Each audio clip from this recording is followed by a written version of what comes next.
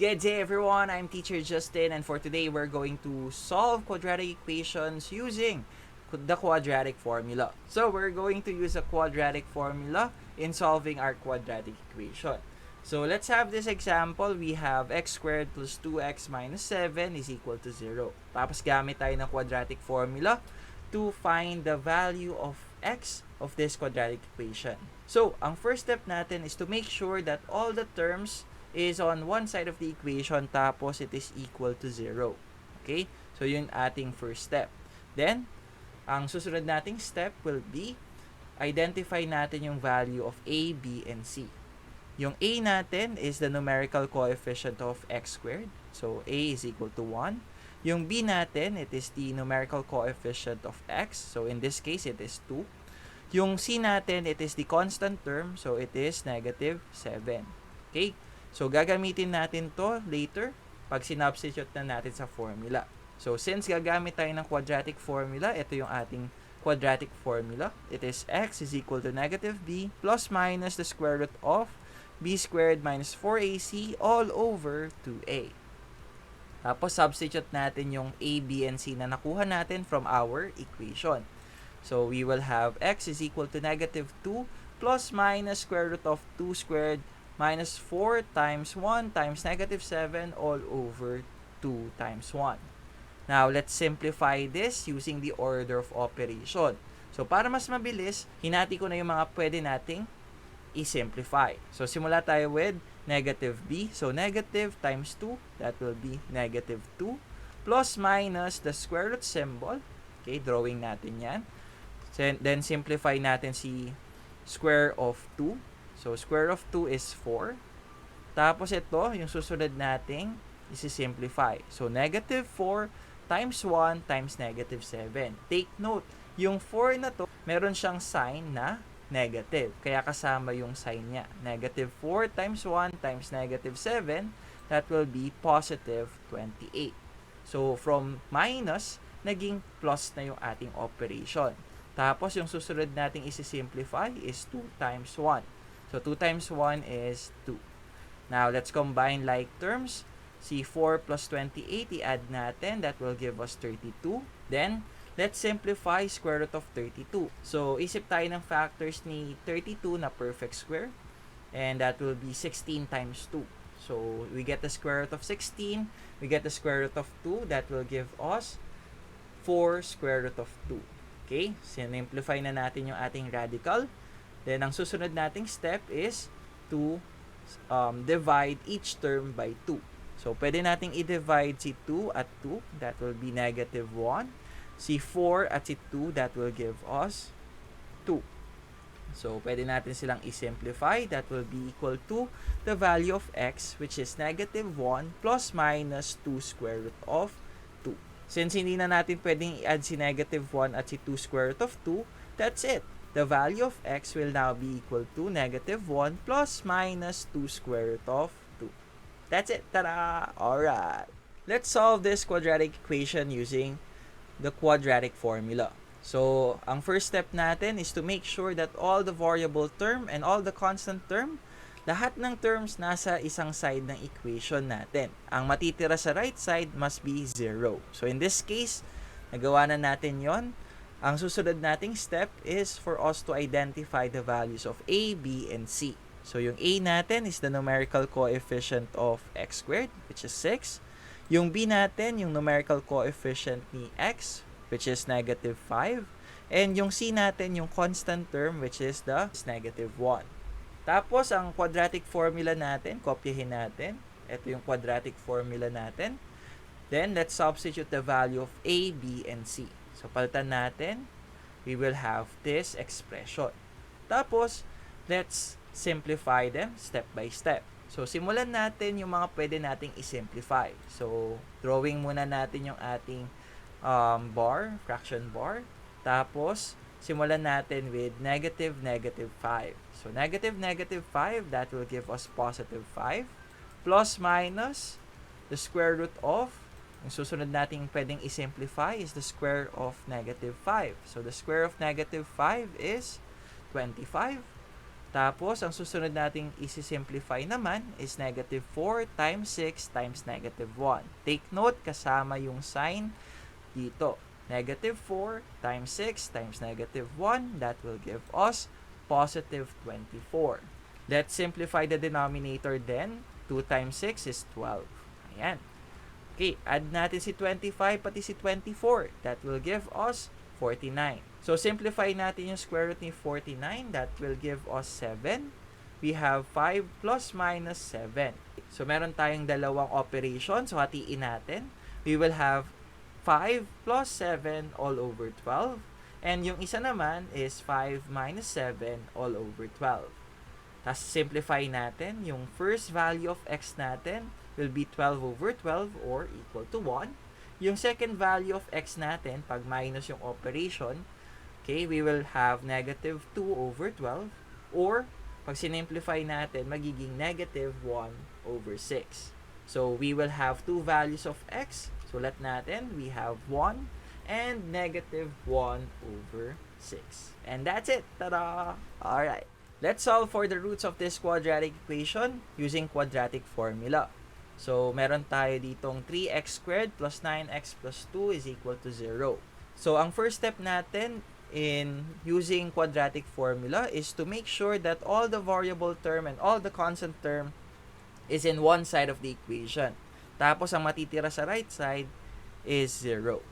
Okay? Pag nagawa na natin yon, let's proceed to the next step, which is finding the values of a, b, and c. So, yung a natin is the numerical coefficient of x squared. So, in this case, it is 3. Yung b natin, it is the numerical coefficient of x, which is 9. So, yung c natin, it is the constant term of our quadratic equation. So, meron na tayong a, b, and c. So, we will now use the quadratic formula. X is equal to negative b plus minus the square root of b squared minus 4ac all over 2a. Tapos, substitute natin yung mga values ni a, b, and c dito sa ating formula. So, ito yung magiging itsura niya. Then, let's simplify our expression. So, first, drawing natin yung fraction bar.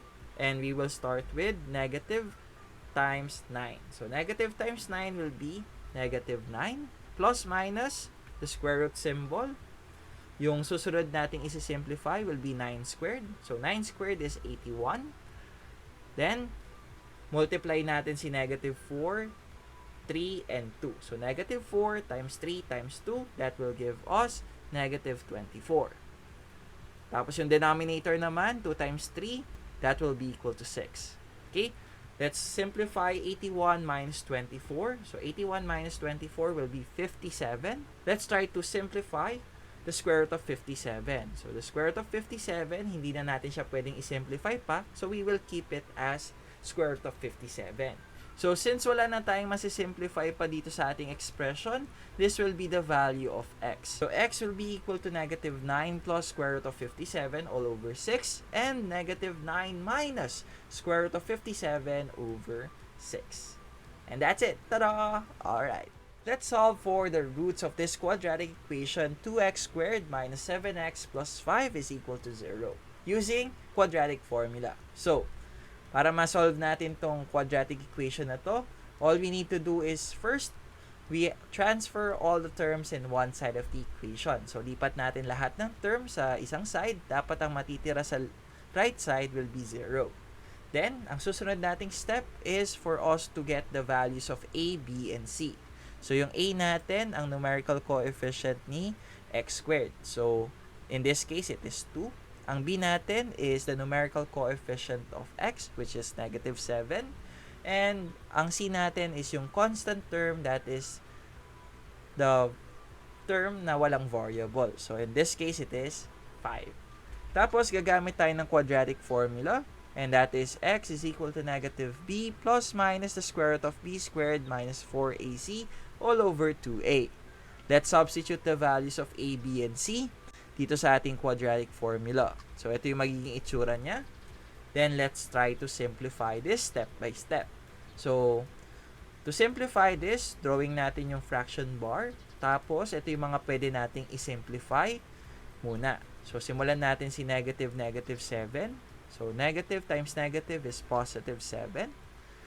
So, plus minus square root symbol. Susunod natin pwedeng i-simplify is the square of negative 7. So, the square of negative 7 is 49.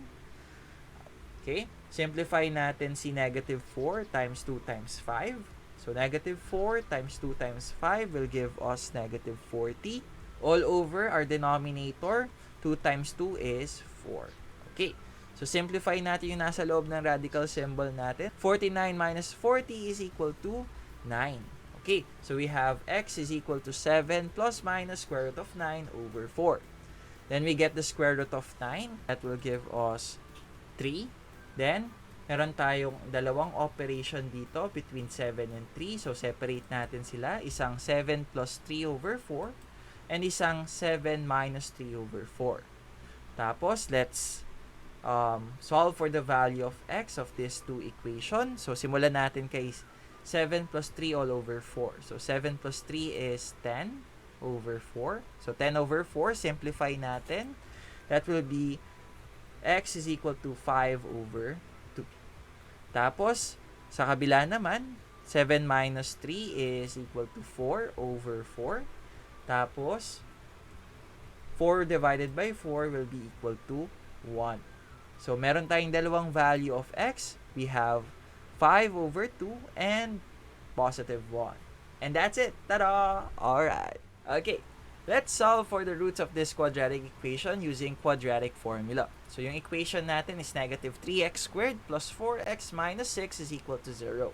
So, ang first step natin in solving this quadratic equation is for us to make sure na lahat ng terms nasa left side of the equation, ang matitira lang is 0 dun sa right side. So, since nakaayos na yung ating quadratic equation, ang susunod nating step is for us to identify the values of a, b, and c.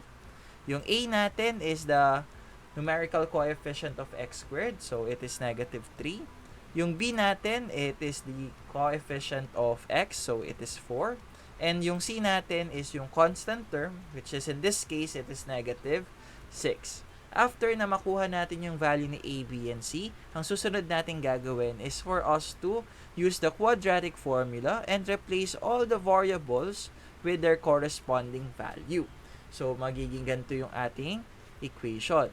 So, let's simplify this expression. So, simulan natin with negative times 4. So, negative times positive is negative. So, it will be negative 4. Plus minus the square root symbol. Okay. We have the square of 4. So, simplify natin yan. Magiging 16. Then, multiply natin si negative 4, negative 3, at negative 6. That will give us negative 72. All over, yung denominator natin, 2 times negative 3 is negative 6. So, simplify natin yung ating radicand, 16 minus 72, that will give us negative 56. Now, simplify natin tong radical na to.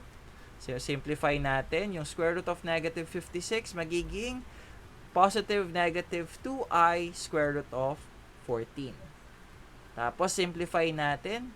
So, si negative 4, si 2, at si 6, they are both divisible by 2. So, we can divide each term by 2, giving us a simplified form which is 2 plus minus I square root of 14 all over 3. Then, since wala na tayong pwedeng i-divide at i-simplify, the value of x will be equal to 2 plus minus I square root of 14 all over 3. And that's it. Ta-da! Alright. And that is it. If you like this video, give it a thumbs up. If you have comments, questions, recommendations, suggestions for my next video, please leave them in our comment section below. Share this video and subscribe. And for more videos like this, you can go to my channel, Teacher Justin. And that is it for today. Again, I'm Teacher Justin. Goodbye, God bless, and stay safe. See you on my next video. Peace.